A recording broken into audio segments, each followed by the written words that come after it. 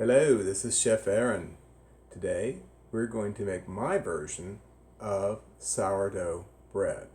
And that always begins with, at first, feeding your starter, which is what we're going to do right now. In this measuring cup, I have 100 grams of flour. I'm going to put in 100 grams of starter, like this. Turn my scale on first because you need to weigh everything out to make sure you're getting the same proportions. So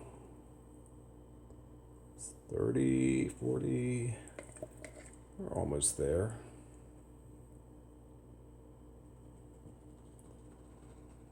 This is 100 grams of starter, or close enough. Next thing we're going to do is we're going to put in 100 grams of water. So it's a 1:1:1 ratio.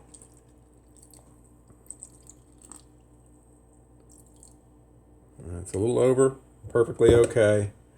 I'm going to stir all this together now. And this is going to start the feeding process. This is going to come out like a little bit of a paste. A little thick. Doesn't have to be mixed that well because it's all going to feed on each other. And we're going to put this in this other jar here. Take this off. Feed this into this jar here, just like this.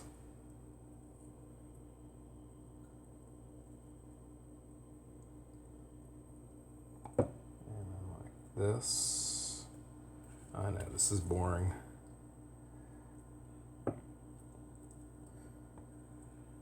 And then what I'm going to do is I'm going to take and mark the jar after I get this shaken down, because we want this thing to about double in height before we use it. That's going to take a little bit of time, but I've got something to help me out here, and it's called a seedling mat. This mat is beautiful because it has a temperature control.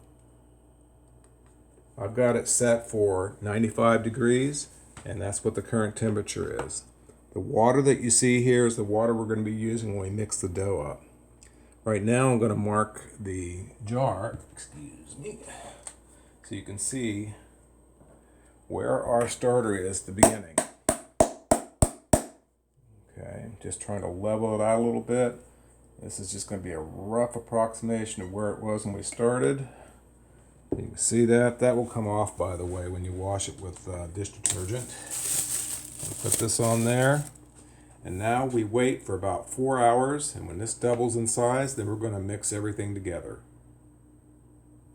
Welcome back. As you can see, our starter is now double in size. And what we're going to do next is we're going to put the starter into this mixing bowl, but only 100 grams of it. If there's more than 100 grams there, you already know it's at least 100 grams of starter into this mixing bowl. And then we're going to add our water, which has already been pre-weighed out to 436 grams. We're going to have 100 grams of starter, 436 grams of water. And need a spoon. There. There's my starter. Now I'm going to add water to it. This has already been measured at 436 grams. The next thing we're going to add to it, we're going to put it back on the mixer stand now. I've already weighed out my flours. I have 100 grams of Vital Wheat Gluten, 350 grams of Whole Wheat Flour, and 300 grams of all-purpose unbleached flour. This is going to go right into there, and there's also 10 grams of sea salt in there. Now we're going to mix all this together.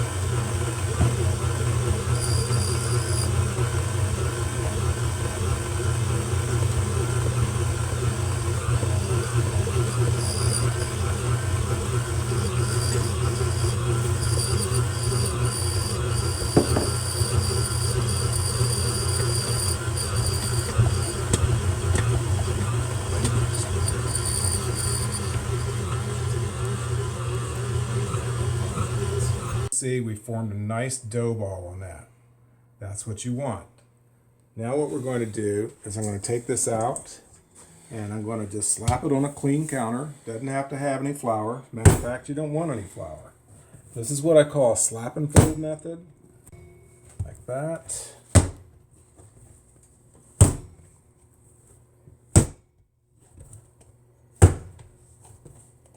Stretch it, slap it, fold it. It's kind of a weird way to take your aggressions out with your dough. You can just slap it and pretend like it's somebody you don't like. Hit it hard. Then after you do this for a little bit, we're going to do a little folding here. Like this, like this, like this. And we're going to cup this. We're going to try to draw some tension across the surface by scraping the bottom. Doing this with my hands. And next what we're going to do is we're going to cover this and let it set on the counter for about 30 minutes. And then we'll do that same slap and fold motion for 3 times before we set this into the container to let it do its bulk rising. So this is about as good as it's going to get at this point. Looks a little rough, but it's okay. I'm going to cover it like that, and we will come back in 30 minutes.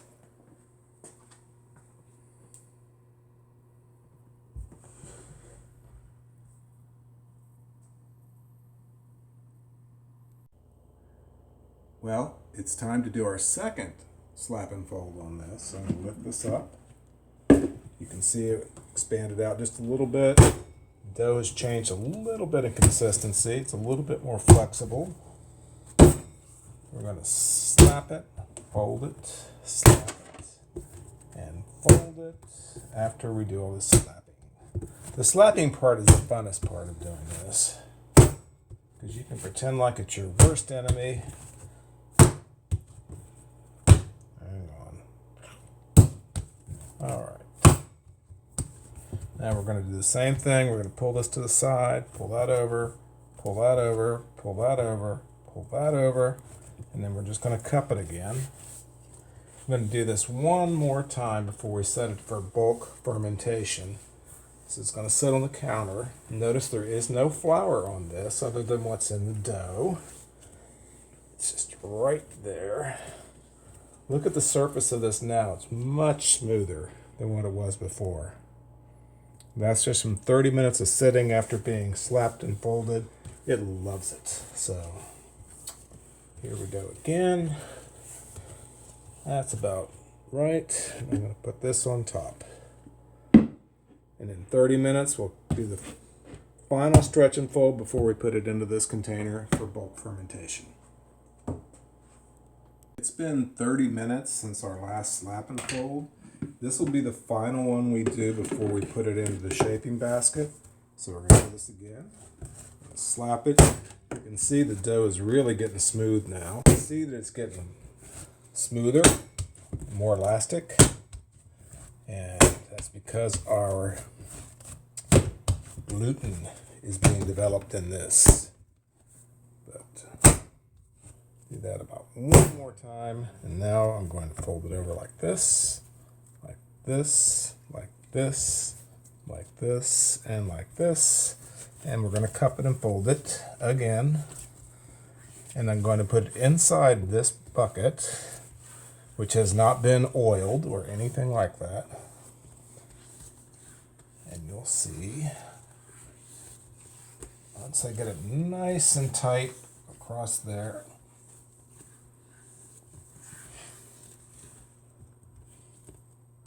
this is going in here like this. I'm going to cover it, and I'm going to place it back on my heating mat, my sealing mat.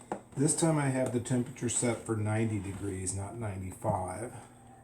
And we're going to let it sit on there until this gets up to about right there.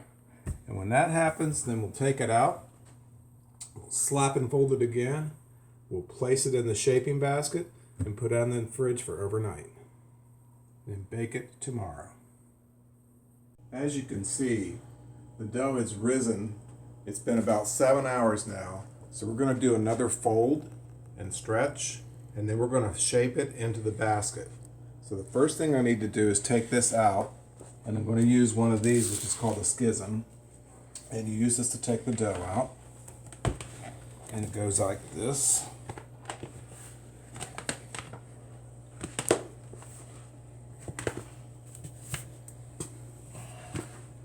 This over here. A little bit at the bottom here that I can get. Didn't really stick, which is good, but I didn't have to use any oil either. Comes out pretty clean. So now what I'm going to do is I'm going to take this, really loose and flexible now. That's the way it should be. Here are those bubbles popping. That's all those air pockets that's already started forming. All those air bubbles. Kind of doing a lamination here. And we're going to do this. We're going to fold it over into thirds like this. And then like this. And then what we're going to do is we're going to roll it like this.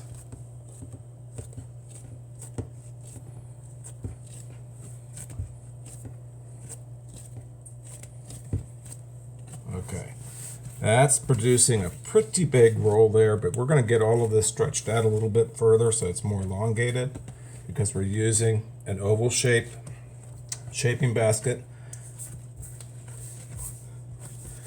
This is called a baton, or B-A-T-O-N.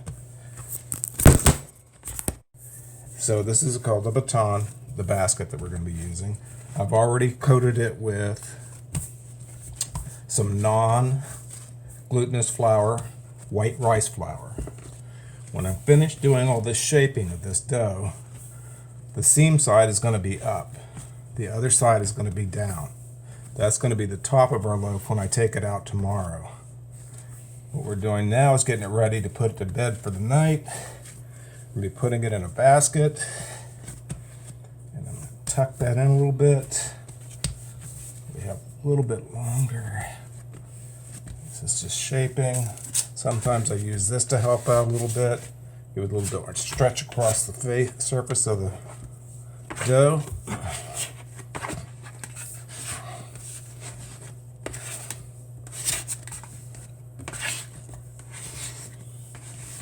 Now this bread's got a very high protein content because of the 100 grams of Vital Wheat Gluten flour that I use in this, as well as the whole wheat. So it's got more protein than most sourdough breads that are just made with white flour. But this is what you want. You want this to look like this. I'm going to put it into the basket now. I'll flip it over like this. And I put it on a parchment paper because these baskets will leak some of that flour out, and I don't like to have a messy refrigerator bottom. So now what I'm going to do is I'm going to put some more on top here and on the ends like this, and then I'm going to put a little piece of parchment paper that I cut out for this. I've reused this thing 100 times already, and yeah, this part goes on next, which is just some plastic that we used over and over again as well. And this is what it's going to look like when I have it in the refrigerator. And then tomorrow when I take it out, you'll see what a difference it makes. I'm going to put it on the shelf in the refrigerator.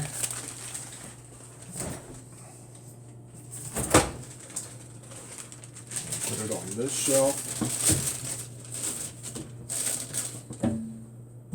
And that's it until tomorrow. Well, it's been since yesterday, last night to be exact, since we put this into the fridge. And as you can see, it has risen even more. But this is perfect. Here's what we're going to do next. We're going to take all this off. And we're going to put it on. This is a non-stick oven pad. And we're going to put it on top of that. Like this. Just do it this way. And It should come out of the loaf pan or out of this shaping basket. Just a little bit more encouragement here. There we go. All right, you can see that's risen quite a bit and it's shaped perfectly. What we do have to do is we have to dust some of this rice flour off because we don't need that in the oven. And it's just going to get in the way as far as that's concerned. But we do have to do one thing. We have to do what we call scoring. And the reason you do that is you got to let the steam out of the bread because it's going to steam on the first part of this baking. And that keeps it from coming out the sides and builds it up this way. It gives you a better rise. I use this, which is a homemade version of a lame. Just a razor blade with a couple of washers and a bolt. And I'm going to do this at an angle like this all the way down to there. Now I could put some fancier things on here, but I'm not going to. One of the things I need now is my oven mitts, which I'm going to use for this part because we're going to put this into my baking pan, Challenger bread pan. I've been baking this in the oven at 450 degrees for 45 minutes. So I'm going to take this out, put this in here, set that there, and I'm going to put the loaf inside that pan. And that's this part. Put this in here like this. Then I'm going to cover it like that. Now I'm going to stick it back in the oven.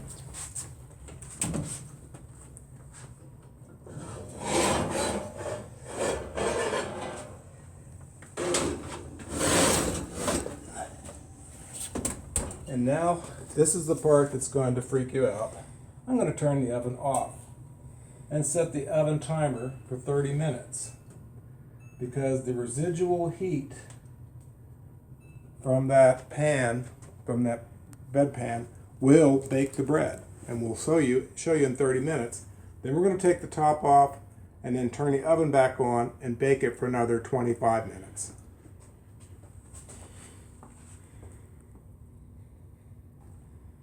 So in 30 minutes we'll check the oven. It's been 30 minutes, so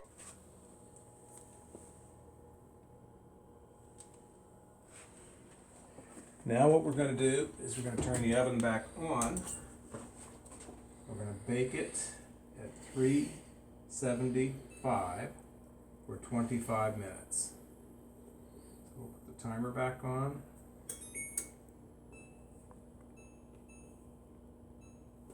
And in 25 minutes we'll take it out of the oven.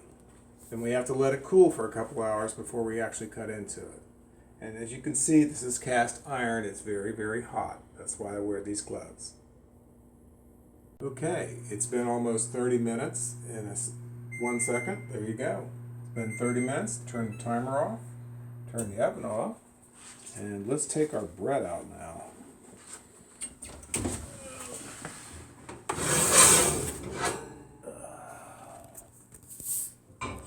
Here. Close that door. And you can see that's an oven with a huge ear on it. I mean, that's a loaf of bread with a huge ear on it. Okay. All right, we're back. The bread has finally cooled, so now we're going to cut it. And you're going to see what it looks like on the inside.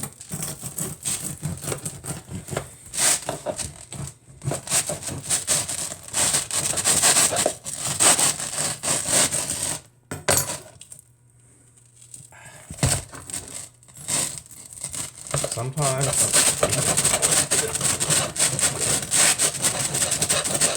There we go. And now you can see what it looks like on the inside of this loaf of bread. Perfectly spaced. Air holes. Big ear like a bunny ear. That's what they mean by the ear, by the way.